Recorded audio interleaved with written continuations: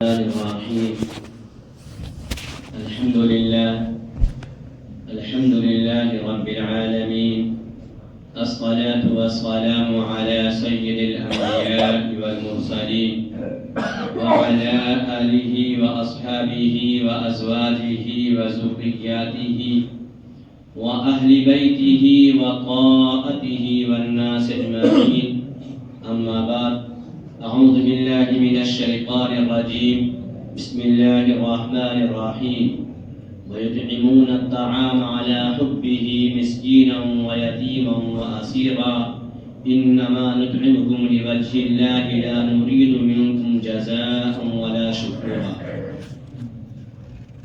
قال النبي صلى الله عليه وسلم: ارحموا من في الأرض يرحمكم من في السماء، او کما قال علیہ الصلوۃ والسلام. میرے بھائیوں، دوستوں، بزرگوں، گزشتہ ہفتہ آپ حضرات کے سامنے پڑوسیوں کے حقوق کے سلسلے میں بات آئی تھی کہ یہ پڑوسی جو ہمارے اور آپ کے ہیں، چاہے یہ پڑوس میں رہنے والا مسلمان ہو یا یہودی و کافر اور نصرانی ہو، ایک انسان کی ذمہ داری ہے کہ وہ اپنے پڑوسیوں کے حقوق کو ادا کرے. بلکہ پیارے آقا صلی اللہ علیہ وسلم نے یہاں تک ارشاد فرمایا کہ حضرت جبرائیل علیہ السلام نے آ کر بار بار پڑوسیوں کے اتنے حقوق بیان کیے کہ مجھے ایسا لگنے لگا کہ شاید وراثت میں بھی ان کو شامل کر دیا ہے. یہ ساری باتیں تفصیل کے ساتھ گزشتہ ہفتہ آپ حضرات کے سامنے آ چکا.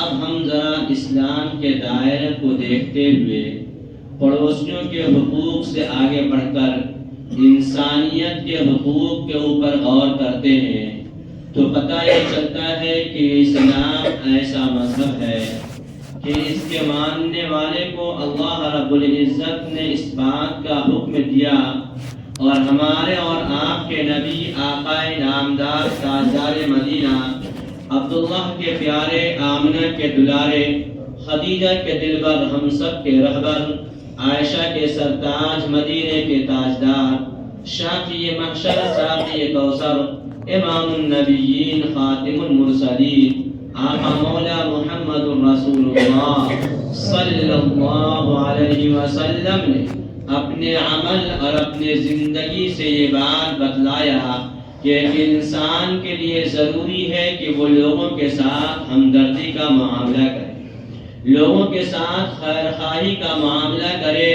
اس لیے جب آپ سیرت طیبہ کا مطالعہ کریں گے تو پتہ یہ چلے گا کہ حضرت پیارے آقا صلی اللہ علیہ وسلم کو جب اللہ نے نبی بنایا اور حضرت جبرائیل علیہ السلام نے آ کر آپ کو وہ آیتیں جو اللہ نے لے کر بھیجا آپ پر اتاری اور نازل کیا اور پڑھ کر سنایا تو حضرت پیارے آقا صلی اللہ علیہ وسلم پریشان ہو کر گھر تشریف لائے.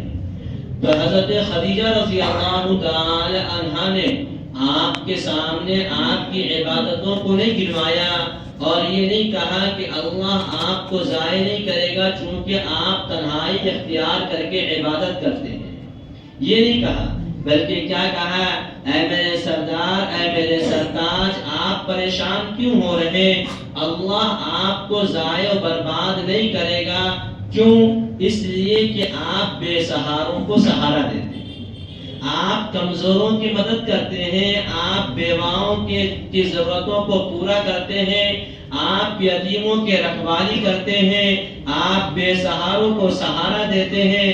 یعنی یہ نہیں کہا کہ آپ غار حرا کے اندر تنہائی اختیار کر کے عبادت کرتے ہیں اس لیے اللہ آپ کو ضائع نہیں کرے گا، بلکہ آپ کے ان اوصاف کو گنوائے جو لوگوں کے ساتھ آپ کی ہمدردی تھی، جو لوگوں کے ساتھ آپ کا مدد و تعاون تھا، جو لوگوں کے ساتھ آپ کے خیر خواہی اور بھلائی تھی. گویا کہ یہ صفات ایسے ہیں جو پیارے آقا صلی اللہ علیہ وسلم نبوت سے پہلے بھی ان کاموں کو کیا کرتے تھے کہ آپ کا کام یہ تھا کہ کمزوروں کا مدد کرنا، بے سہاروں کو سہارا دینا، بیواؤں اور یتیموں کے ساتھ ہمدردی کا معاملہ کرنا، یہ کام پیارے آقا نے کر کے امت کو اس بات کی تعلیم دی کہ اے لوگوں، تمہارا کام صرف عبادت کرنا نہیں ہے، تمہارا کام حقوق اللہ کے ساتھ ساتھ حقوق العباد بھی،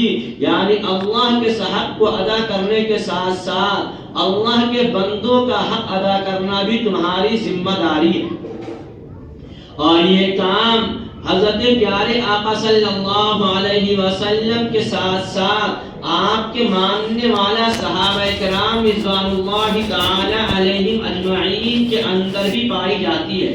چنانچہ جب مکہ کے اندر مسلمانوں کے اوپر ظلم و زیادتی کی انتہا ہونے لگے، زندگی تنگ ہونے لگی، مکہ کے اندر زندگی گزارنا مشکل ہونے لگا، صحابہ کرام کی جماعت ہجرت کر کے جانے لگی، تو حضرت صدیق اکبر رضی اللہ تعالی عنہ نے بھی پیارے آقا صلی اللہ علیہ وسلم سے کہا، اے میرے سردار، اے میرے محبوب، اگر آپ مجھے اجازت دیں تو میں بھی ہجرت کر جاؤں اور میں یہاں سے چلا جاؤں۔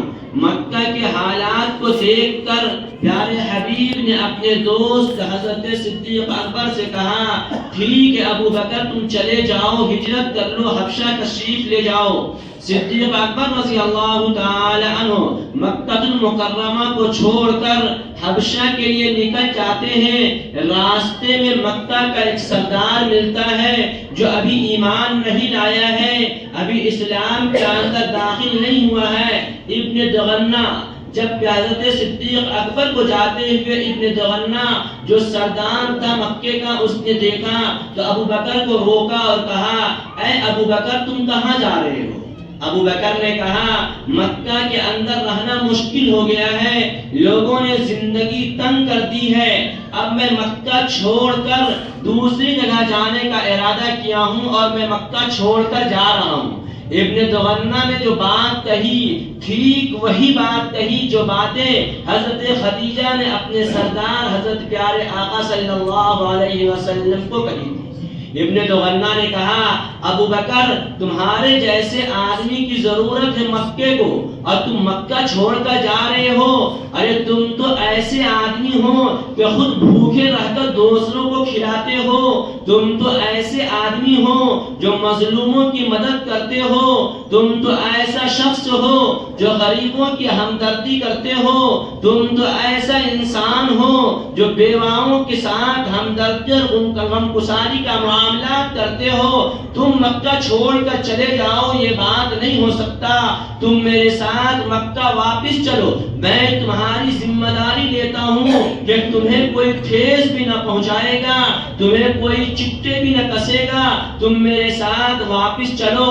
ابن دغنہ حضرت ابو بکر کو اپنے ساتھ لاتا ہے اور کعبۃ اللہ کے اندر آ کر یہ اعلان کرتا ہے کہ میں ابن دغنہ جو مکہ کے سردار ہوں، میں نے ابو بکر کو پناہ دے دیا، اس لیے کہ ابو بکر جیسا انسان تو مکے والوں کو ضرورت ہے، چونکہ ابو بکر کے اندر وہ صفات ہے جو صفات ایک انسان کے اندر ہونی چاہیے۔ وہ صفات کیا ہے؟ فرمایا یہ غریبوں کی مدد کرنے والا ہے، یہ بے سہاروں کو سہارا دینے والا ہے، یہ بھوکے رہ کر دوسروں کو کھلانے والا ہے، ایسا انسان کی ضرورت مکے کو ہے۔ میرے بھائی، ابن دغنہ نے پناہ دے دی اور یہ اعلان کر دیا کہ ابو بکر مکے کے اندر رہیں گے، ایسی صفات والا انسان چاہیے۔ میرے نوجوانوں اور میرے اسلام سے تعلق رکھنے والے بھائیوں، ذرا سوچو، اسلام نے ہمیں کیا سبق دیا؟ ہمیں یہ سکھایا کہ تم لوگوں کے ساتھ ہمدردی کا معاملات کرو۔ میں بار بار یہ بات کہا کرتا ہوں کہ دیکھو برادران وطن جو آج ہم سے بدظن ہے، جو آج ہمارے بارے میں باطل طاقتیں اور باطل لوگ، غلط سیاست کرنے والے لوگ ہمارے خلاف جو پروپیگنڈا کرتے ہیں، لوگ اعتماد و بھروسہ اس لیے کر لیتے ہیں کہ ہمارا اخلاق خراب ہو گیا، ہماری عبادتیں آ کر کوئی نہیں دیکھتا، ہم راتوں میں تہجد پڑھتے ہیں یہ کوئی نہیں دیکھتا. ہمارے اخلاق لوگوں کے سامنے اگر ہوں گے تو یہ باطل طاقتیں اور یہ نفرت کی سیاست کرنے والے لوگ اگر ہمارے خلاف کوئی پروپیگنڈا کریں گے اور ہم لوگوں کے ساتھ اس کی اپوزٹ پیش آئیں گے یعنی ہمارے اخلاق اچھے ہوں گے تو لوگ یہ کہیں گے یہ سیاسی لوگ جھوٹے ہیں. ہمارے پڑوس میں مسلمان رہتا ہے جو خود بھوکا رہ کر ہمیں کھلاتا ہے. یہ بات ابو دجانہ بھی ایمان نہیں لائے تھے لیکن صدیق اکبر کو اپنے پناہ میں رکھنے کے لیے کیوں تیار ہوئے؟ اس لیے یہ نہیں کہا کہ ابو بکر تم محمد کے خاص ساتھی ہو، ابو بکر تم تو نماز بہت پڑھتے ہو. کہا نہیں، تم لوگوں کی مدد کرتے ہو، تمہارے اخلاق غیروں کے ساتھ اچھے ہیں، تمہاری ہمدردی غیروں کے ساتھ اچھے ہیں، تمہارے معاملات دشمنوں کے ساتھ اچھے ہیں. تمہیں مکے کو تمہاری ضرورت ہے. یہ نہیں کہا کہ تمہیں مکے کی ضرورت ہے، کہا نہیں، مکے کو تمہاری ضرورت ہے، دشمنوں کو تمہاری ضرورت ہے.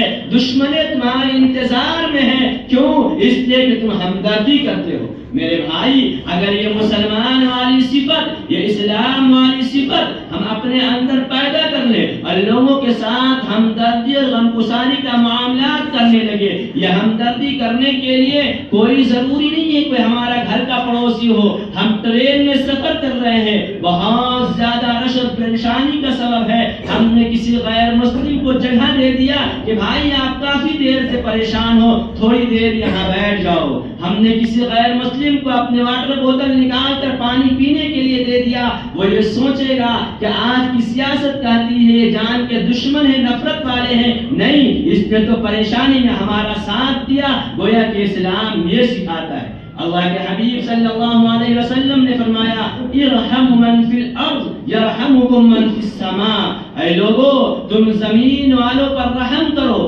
آسمان والا تم پر رحم کرے گا. ایک حدیث قدسی کے اندر پیارے آقا صلی اللہ علیہ وسلم نے اللہ رب العزت کا یہ حدیث بیان فرمایا الخلق عیال اللہ. تمام مخلوق اللہ کے کنبے ہیں، اللہ کے گھر کے لوگ ہیں. جیسے ہم چاہتے ہیں کہ ہمارے گھر والوں کے ساتھ لوگ ہمدردی سے پیش آئیں، جیسے ہم چاہتے ہیں ہمارے لوگوں کے ساتھ لوگ محبت سے ملیں، ایسے ہی اللہ یہ بتا رہا الخلق عیال اللہ. پوری زمین میں بسنے والا انسان چاہے وہ رب کو مانتا ہو یا نہ مانتا ہو، وہ میرا کنبہ اور میرے عیال ہے، میرے اہل اور میرے گھر والے ہیں. تم ان کے ساتھ ہمدردی کا معاملہ کرو، تم ان کے ساتھ محبت بانٹو، نفرتیں مت بانٹو.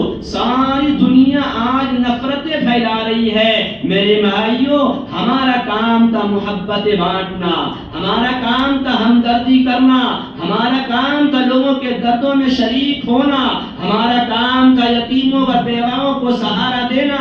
اللہ نے فرمایا وَيُطْعِمُونَ الطَّعَامَ عَلَى حُبِّهِ مِسْكِينًا وَيَتِيمًا وَأَسِيرًا إِنَّمَا نُطْعِمُكُمْ لِوَجْهِ اللَّهِ لَا نُرِيدُ مِنكُمْ جَزَاءً وَلَا شُكُورًا. یہ ایمان والے کیسے ہیں؟ جن کو اپنی ضرورتیں ہیں کھانے کی، اپنی ضرورتیں ہیں چیزوں کی، لیکن اپنے آپ کو کے اوپر ترجیح دے کر دوسری کی ضرورتوں کو پورا کر رہا ہے، دوسرے بھوکوں کو کھانا کھلا رہا ہے، دوسرے ضرورت مندوں کی ضرورت کو پورا کر رہا ہے. کیوں پورا کر رہا ہے؟ لِوَجْهِ اللَّهِ، اللہ کے لیے.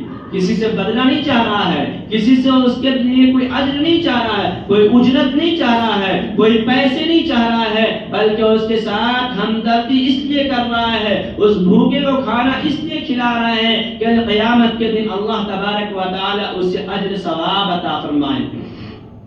ایک حدیث میں پیارے آقا صلی اللہ علیہ وسلم نے بڑا عجیب و غریب بات ارشاد فرمایا کہ دیکھو، جس نے دنیا کے اندر کسی بھوکے کو کھانا کھلایا، کسی ننگے کو کپڑا پہنایا، کسی بے سہاروں کو سہارا دیا، کسی پیاسے کو پانی پلایا، کل قیامت کے دن جب نفسی نفسی کا عالم ہوگا، ہر ایک انسان پریشانی کے عالم میں ہوگا، اس وقت اللہ رب العزت اس پریشانی کے عالم میں کہ انسان انسان کوئی پسینے میں گھٹنے تک ہوگا، کوئی گردن تک ہوگا، کوئی تیر رہا ہوگا، کوئی کسی کو نہ پہچان رہا ہوگا، ہر ایک نفسی نفسی میں ہوں گے، باپ بیٹے کو نہ پہچانے، ماں بیٹی کو نہ پہچانے، ہر ایک افراتفری کے ماحول میں ہوں گے۔ ایسے وقت میں میرے رب، میرے بھائیوں، دل کے کام سے سنو اور آج سے فیصلہ کر لو کہ ہم اپنے غریبوں کی مدد کریں گے، ہم بے سہاروں کو سہارا دیں گے۔ میرے رب نے، میرے نبی نے فرمایا ایسے پریشانی کے عالم میں میرا رب ایک بندے کو آواز دے گا اور کہے گا اے میرے بندے ادھر آ جا، ادھر آ جا۔ وہ بندہ جائے گا، میرا رب کہے گا تجھے جنت کے کھانے کھلائے جائیں، اس لیے کہ دنیا کے اندر میرا ایک بندہ بھوکا تھا، تو نے اسے کھانا کھلایا تھا۔ پھر اسے جنت کے پھل فروٹ اور جنت کی نعمتیں کھلائے جائیں گے۔ پھر ایک انسان کو بلایا جائے گا اور کہا جائے گا اے میرے بندے، تو نے میرے ایک بندے کو جو ننگا تھا، ضرورت مند تھا، تم نے اسے کپڑا پہنایا تھا، آج تجھے جنت کے لباس پہنائے جائیں گے۔ پھر اس نفس نفسی کے عالم میں اس انسان کو جنت کے لباس پہنائے جائیں گے، اور پھر ایک انسان کو بلایا جائے گا اور کہا جائے گا اے میرے بندے، میرے ایک بندہ دنیا کے اندر پیاسا تھا، اسے پانی کی دقت تھی، پیاس میں ترس رہا تھا، تو نے اسے پانی پلایا، آج اس کے بدلے میں تجھے جنت سے ختامہ مسک وفی ذلک فلیتنافس، فرمایا اسے بلایا جائے گا اور جنت کے پانی پلائے جائیں گے کہ وہ مست ہو جائے گا، پھر اسے پیاس نہ لگے۔ میرے بھائیوں، دنیا کی زندگی کو غنیمت جانو جو رب نے موقع دیا ہے، ان غریبوں کو غنیمت جانو، ان بیواؤں کو غنیمت جانو، ان یتیموں کو غنیمت جانو، ان بے سہاروں کو غنیمت جانو۔ یہ تو ہمیں آخرت کی تیاری کے لیے رب نے موقع دیا۔ فرمایا بالسائل والمحروم، وہ لوگ جن کو رب نے محروم کر دیا، جسے رب نے مال نہیں عطا فرمایا، اسے تمہارے مالوں میں حق ہے، تم ان کے مال تک مال پہنچاؤ، ان کی ضرورتوں کو پورا کرو۔ اے میرے ملت کے نوجوانوں، یہ سردی کے زمانے آ گئے، ٹھنڈک کا زمانہ آ گیا، نہ معلوم میرے کتنے بیوائیں بہنیں ہوگی، میرے کتنے یتیم بچے ہوں گے جن کے پاس سردی میں پہننے کو کپڑے نہیں ہوں گے۔ میرے رب کے سامنے کبھی ایسا نہ ہو میرے خلاف مقدمہ دائر کرتے اور کہہ دے سردی کا زمانہ آنے سے پہلے ہم میں سے ہر ایک جن کو اللہ نے وسعت دیا، اپنے بچوں سے پوچھا پچھلے سال والے سویٹر چھوٹے تو نہیں ہو گئے، پچھلے سال والے گرم کپڑے کم تو نہیں پڑ گئے، کبھی ایسا تو نہیں کہ وہ دقت ہو رہی ہے۔ ٹھنڈک کا زمانہ آنے سے پہلے ہم نے ان کے لیے انتظام کیا، پرانے ہو گئے نئے لایا، چھوٹے ہو گئے بڑے لایا۔ کیا ہم میں سے کوئی ایسا تھا جو جا کر کسی غریب کی کنڈی کھٹکھٹایا ہو، کسی اپنے رشتہ دار غریب کے چوکھٹ پہ گیا ہو، اپنے کسی محلے کے کسی یتیم کے دروازے پہ گیا ہو اور اس کے شفقت کے ہاتھ پھیر کر پوچھا ہو بیٹا تیرے پاس پہننے کے سویٹر ہے یا نہیں؟ کون ایسے میری مائیں ایسی ہوگی بیوائیں جو ہماری چوکھٹوں پہ مانگنے کے لیے نہیں آتی، مسجد کے دروازے پہ نہیں آتی؟ اس ٹھنڈک کے زمانے میں گیندری اور بچھونے اوڑھ کر اپنے معصوم بچوں کو گودیوں میں لے کر کے اپنے چھاتی کے گرمی پہنچا کر کے اپنے سینے کی گرمی پہنچا کر کے رات کاٹ رہی ہے، اس کے پاس اوڑھنے کو نہیں ہے۔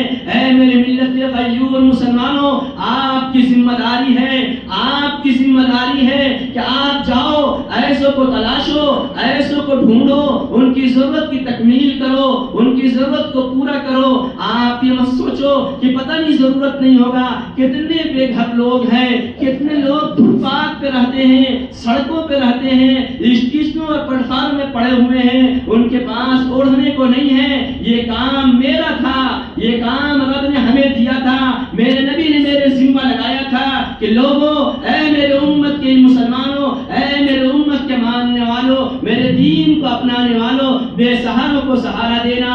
آج ہم نے ان کاموں کو چھوڑ دیا، غیر مسلموں نے ان کاموں کو لے لیا، آج ہم رونا روتے ہیں، ہم ذلیل ہیں، ہم پریشان ہیں۔ میرے بھائی ایمانداری کے ساتھ بتانا، یہ ٹیوب کا کام ہے روشنی دینا، اگر یہ آج روشنی دینا چھوڑ دے، آپ اپنے گھر اپنے چھت کے اوپر اور اپنے سر کے اوپر رکھنا پسند کریں گے؟ نہیں نہیں، اسے اٹھا کر نالیوں میں پھینک دیں گے، اسے اٹھا کر کچرے میں ڈال دیں گے۔ کون ڈھیلا مار رہا، کون لات مار رہا، کون نالیوں میں پھینک رہا، آپ نہیں دیکھ دیکھیں گے کہ کیوں؟ اس لیے کہ اس کا کام تھا روشنی دینا، اس نے روشنی دینا چھوڑ دیا، اب میرے گھر میں اس کی جگہ نہیں ہے، اب میرے سر پہ رہنے کا یہ لائق نہیں ہے۔ اے میری ملت کے غیور نوجوانوں، ہم نے اپنا کام چھوڑ دیا۔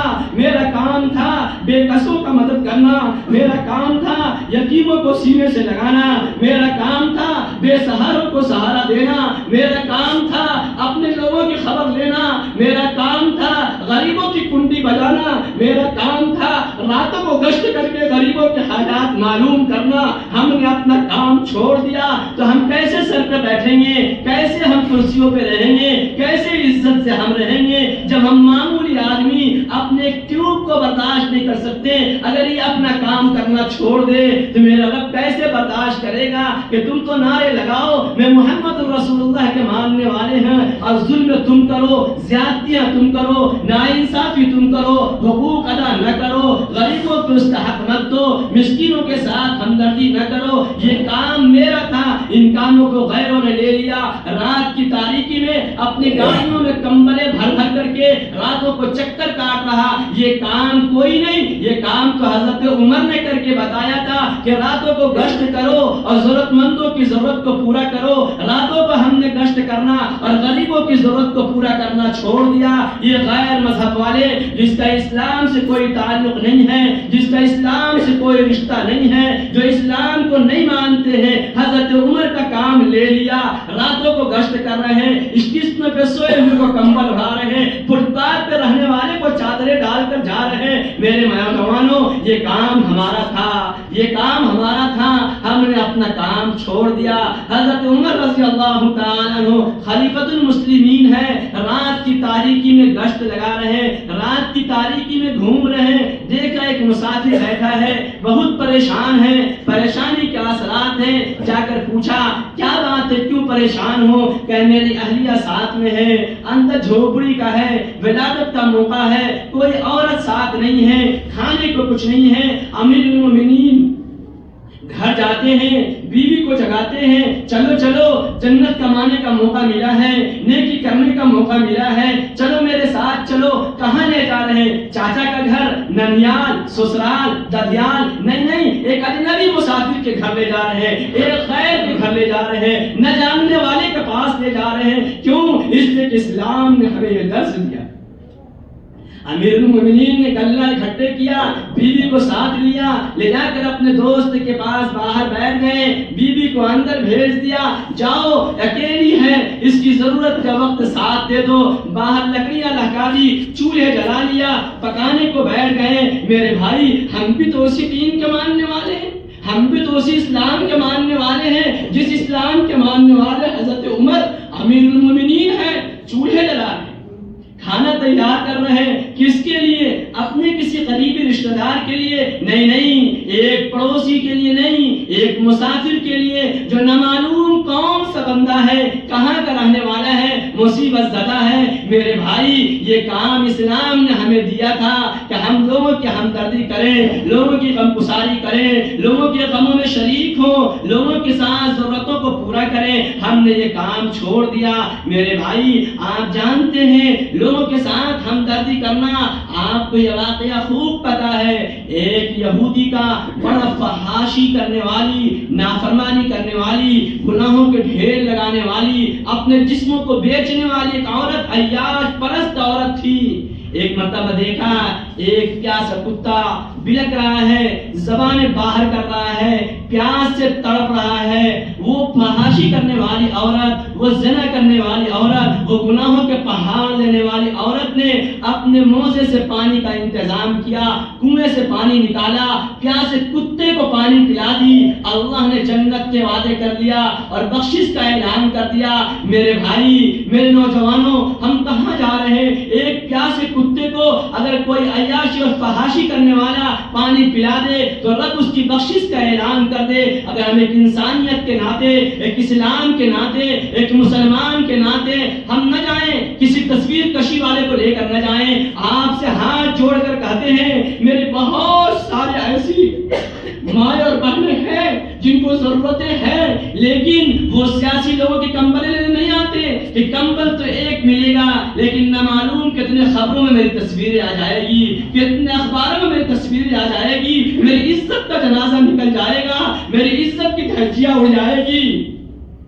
ٹھنڈک برداشت کر لے لیکن یہاں بھیڑ میں نہ جائیں۔ میرے بھائیوں، میرے نوجوانوں، آپ سے گزارش ہے چند نوجوان محلے کے اکٹھے ہو جاؤ، ان غریب پردے والی پاس چلے جاؤ، ان یتیم پردے والی کے پاس چلے جاؤ، ان بیواؤں کے پاس چلے جاؤ جو اپنے گھر کے دروازے بند کر کے بیٹھی ہیں۔ میں کسی کو تصویر لینے نہیں دوں گی، کوئی اللہ میرا انتظام کر دے۔ اے میرے بھائیوں، آپ جا کر رات کی تنہائی میں کمبل پہنچا دو، ان کے بچوں کے لیے گرم کپڑے پہنچا دو، ان کے بچوں کے پہننے کا انتظام کر دو۔ اور صرف یہی نہیں، اپنے پیمانوں کو آگے کرو، آپ کچھ آگے بڑھو، اپنے علاقے میں، اپنے قرب و جوار میں، اپنے کسی علاقے اور بستی میں مدارس اسلامیہ موجود ہیں، وہاں چلے جاؤ۔ وہاں پڑھنے والے، قرآن کے سیکھنے والے نہ معلوم کتنے یتیم بچے ہیں جو ہم سے پہلے صبح میں اٹھتے ہیں اور ٹھنڈے ٹھنڈے پانی سے وضو کر کے بیٹھتے ہیں، لیکن پہننے کے لیے گرم کپڑے نہیں ہیں۔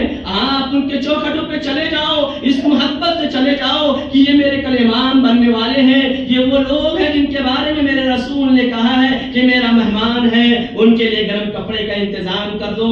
وہ بعض وہ ہیں، ہمارے قرب و جوار میں بہت سارے ادارے ہیں، ہم جائیں، جا کر دو، آنے والے آتے ہیں، ہم اپنی ضرورتیں آپ کے سامنے رکھیں گے، لیکن طلبہ عزیز کی کیا ضرورت ہے، وہ آپ کی ذمہ داری ہے۔ پہلے تو اپنے محلے کے سروے کرو، اپنے علاقے کو دیکھو، اپنے رشتہ داروں میں نظر دوڑاؤ، اپنے ملنے جلنے والوں میں دیکھو، اپنے اسکول جانے والے بچوں کو میں یہ کہا کرتا ہوں، لوگوں کو برا لگتا معاف کرنا، میرے بچے کسی اسکول میں جاتے ہیں، اپنے بچوں سے کہہ دو، اے میرے بیٹا تو اسکول جاتا ہے، اگر تیرا کوئی کلاس میں ایسا بچہ ہے جس کو ٹیچر باہر کر دے رہے ہیں، جا تیرے پاس سوٹر نہیں ہے، تو باہر چلا جا، یا پھٹے ہوئے سوٹر پہن کر آ رہا، اس کا پتہ معلوم کر لے، اس بچے کا سوٹر کا انتظام میں کروں گا تاکہ اس بچے کو دل کے ٹھیس نہ پہنچے، کلاس سے باہر نہ کیے جائیں، اسے سزا نہ دیے جائیں، ہم اس کے لیے گرم کپڑے کا انتظام کر دیں۔ وہ حیادار لوگ ہیں جو مسجد کے دروازے پہ نہیں آتے، وہ حیادار لوگ ہیں جو مسجد کے چوکھٹوں پہ نہیں آتے،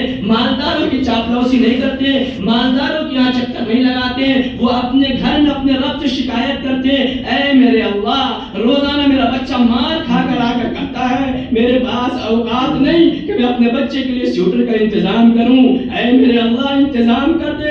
اے میرے بھائیوں، اپنی جوانی کی قدر کر لو، یہ جوانی بہت کاموں میں لگاتے ہو، ٹھنڈک کی شروعات ہے، ٹھنڈک شروع ہو رہے ہیں، ہم اپنے گھروں کا انتظام کر رہے ہیں، لحاف اور کمبل کا انتظام کر رہے ہیں، پرانے ہو گئے جیکٹ چھوڑ دو، پرانے ہو گئے جراب چھوڑ دو، پرانے ہو گئے سوٹر چھوڑ دو، ہم اپنے بچوں کے لیے نئے لا رہے ہیں۔ اگر نیا نہ دے سکتے ہو تو کم سے کم ادنا درجہ یہ ہے، اپنے بچوں کے اتارے ہوئے ہی سوٹر کو لے جا کر پہنچا دو، اپنے گھر کے نکالے ہوئے کمبل کو لے جا کر پہنچا دو۔ اے میری بہن یہ تو لے لے، تجھے تیری ضرورت ہے، اے میری ماں تو لے لے، اے میری پھوپھی یہ تے لے لے، تو جا کر خوشامدیں کرو۔ اگر وہ لے لے تو اللہ کے سامنے ہاتھ پھیلا کر کہہ دو، اے اللہ تیرا کتنا احسان ہے کہ تو نے مجھے لینے والا نہیں دینے والا بنایا ہے، دینا تیرا کام تھا، آپ نے مجھے اس کام کے لیے پسند کیا ہے، اے اللہ میرا دینا پسند کر لے۔ میرے رب کو پیار آ جائے گا میرے بھائیوں، میرے رب کو پیار آ جائے گا۔ اس لیے ہم آپ سے گزارش کرتے ہیں، آپ سے درخواست کرتے ہیں، ٹھنڈک شروع ہو رہا ہے، علاقے کا سروے کرو، علاقے میں دیکھو، قرب و جوار میں جاؤ، اپنے عزیز و اقارب کا حال پتا لو۔ بہت سارے ایسے لوگ ملیں گے، بہت سارے ملیں گے جو بے گھر ہو گئے ہیں، بے گھر ہو کر ادھر ادھر کی چکریں کاٹ رہے ہیں، رہنے کو ٹھکانا نہیں ہے، پہننے کو تن میں کچھ نہیں ہے۔ اگر ہم نے ان کا کچھ انتظام کر دیا، کل قیامت کے دن میرا رب مجھے بلائے گا۔ کہا عجیب و غریب ایک حدیث ہے، فرمایا ایک آدمی جنت میں ہوگا اور ایک آدمی جہنم میں چلا جائے گا، اپنے اعمال بد کی وجہ سے وہ جہنم میں چلا جائے گا، اور ایک غریب مسکین آدمی وہ جنت کے اندر ہوگا۔ اللہ رب العزت جیسے سمجھ دو یہ شیشے ہیں، اس پار ہمیں نظر آ رہا ہے، اس پار نظر آ رہا ہے، وہ آدمی جو جہنم کے اندر ہے، یہ جنت والے دیکھیں گے اور اس سے پوچھیں گے ارے بھائی تم جہنم میں کیوں چلے گئے؟ کہے اللہ نے میرے اعمال ایسے تھے کہ میں جہنم کے مستحق بن گیا، مجھے جہنم میں ڈال دیا گیا۔ وہ جنتی پوچھے گا تم مجھے پہچان نہیں ہو؟ وہ کہے گا نہیں میں تو تم کو پہچان نہیں رہا ہوں. کہ نہیں پہچان رہے؟ کہ نہیں میں نہیں پہچان رہا تمہیں. جہنم کے عذاب، جہنم کی تکلیف، اس وقت کیسے کوئی پہچانے کسی کو؟ وہ کہے گا نہیں نہیں میں تم کو نہیں پہچان رہا ہوں. کہ نہیں پہچاننے؟ ارے میں وہ ہوں، میں وہ انسان ہوں جو میں بڑے غریب آدمی تھا، میں پریشان حال تھا. تم نے ایک موقع پہ کھانا کھلایا تھا میرے بھوکے ہونے کی وجہ سے. میں وہی ہوں، تم مجھے نہیں پہچانتے ہیں. کہنے میں تو نہیں پہچانا. کہ اب تو پہچان لو، فلاں دن فلاں وقت میں بھوکا تھا، اپنے گھر میں منہ چھپائے لیٹا ہوا تھا، تم آ کر میرے لیے کھانے کا انتظام کر دیے. کہ ہاں مجھے یاد آ گیا. کہ پھر تو جہنم میں کیسے چلا گیا؟ تو نے مجھے کھانا کھلایا تھا. کہ ہاں میرے اعمال اچھے نہیں تھے. وہ بندہ اللہ کے ساتھ کہے گا اے اللہ تو نے وعدہ کیا تھا جس نے کسی بھوکے کو کھانا کھلایا